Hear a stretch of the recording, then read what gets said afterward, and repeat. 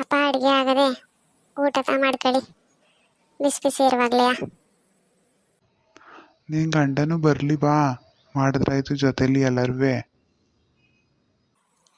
ಅವ್ರು ಬರ್ತಾರೆ ಅಂತ ಕಾಯ್ಕ ಕೂತ್ಕೊಂಡ್ರೆ ನಾವು ಉಪವಾಸ ಮನಿಕೊಳ್ಳೋದೇ ಇವತ್ತು. ತಗೋಬರಗವ ಮಾಡೋದಾದಾಗಿ.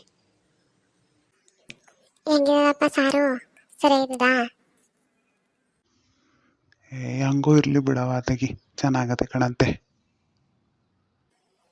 ಸರಿಯಾಗಿದೆ ಚಿಕ್ಕವ. ನಾವೇನು ನೆಂಟ್ರೇನ್ಲೇ, ನೆಂಟ್ರು ಕೇಳಂಗೆ ಕೇಳ್ತೀಯಲ್ಲ, ಹೆಂಗಿದ್ರೆ ಏನಂತೆ? ಆಸ್ಪತ್ರೆಗೆ ಹೋಗಿದವ?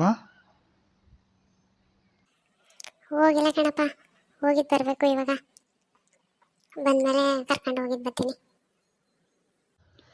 ಆಸ್ಪತ್ರೆ ತೋರಿಸ್ಕೊಂಡು ಅಲ್ಲಿಗೆ ಊರಿಗೆ ಬಿಡಿಸ್ಕವ, ಅಲ್ಲೇ ಸ್ವಲ್ಪ ದಿನ ಇರುವಂತೆ. ಇಲ್ಲಿ ನೋಡ್ಕೊಳಕ್ಕೆ ಯಾರೂ ಇಲ್ಲ, ಏನು ಮಾಡಿ ಒಬ್ಳೆಯ? ಬಂದ್ಬಿಡು ಅಲ್ಲಿಗೆ, ಇಲ್ಲಿ ಯಾರೂ ಇಲ್ಲ ನಿನ್ನ ನೋಡ್ಕೊಳಕ್ಕೆ. ಎಷ್ಟು ತಿಂಗಳಮ್ಮ? 3 ತಿಂಗಳಾಗಿದೆ ಡಾಕ್ಟರ್. ಕೊನೆ ಮುಟ್ಟಾಗಿದ್ದ ಡೇಟು, ವೆಯ್ಟು ಎಲ್ಲ ಚೆಕ್ ಮಾಡಿಸಿದ್ರಾ? ಹೌದು ಮೇಡಮ್, ಮಾಡಿಸಿದ್ದೀನಿ.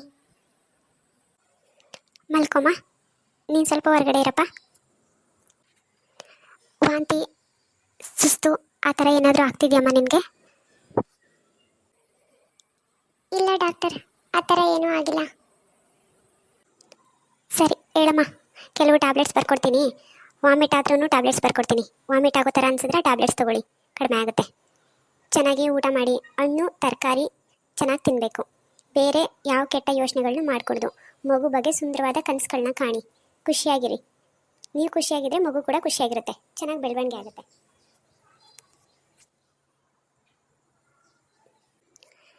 ನೋಡಪ್ಪ, ನಿಮ್ಮ ವೈಫು ಆರೋಗ್ಯವಾಗಿದ್ದಾರೆ, ಎಲ್ಲವೂ ಚೆನ್ನಾಗಿದೆ. ಇನ್ನು ಮುಂದೆ ನೀವು ಹೇಗೆ ನೋಡ್ಕೋತೀರಾ ಹಾಗಿರುತ್ತೆ ನಿಮ್ಮ ಮಗುವಿನ ಬೆಳವಣಿಗೆ. ಅವ್ರಿಗೆ ಸ್ಟ್ರೆಸ್ ಕೊಡೋ ಆಗಿಲ್ಲ, ಆಘಾತವಾದ ವಿಷಯಗಳನ್ನ ಹೇಳೋ ಆಗಿಲ್ಲ. ಖುಷಿಯಾಗಿ ನೋಡ್ಕೊಳ್ಳಿ. ಹಣ್ಣುಗಳು ತರಕಾರಿ ಚೆನ್ನಾಗಿ ಕೊಡಿ, ಅವ್ರನ್ನ ಚೆನ್ನಾಗಿ ನೋಡ್ಕೊಳ್ಳಿ, ಖುಷಿಯಾಗಿ ಇಟ್ಕೊಳ್ಳಿ. ಮಗು ಚೆನ್ನಾಗಿ ಬೆಳವಣಿಗೆ ಆಗುತ್ತೆ. ನಾನು ಕೆಲವು ಟ್ಯಾಬ್ಲೆಟ್ ಕೊಡ್ತೀನಿ, ಅದನ್ನು ಕೊಡಿ.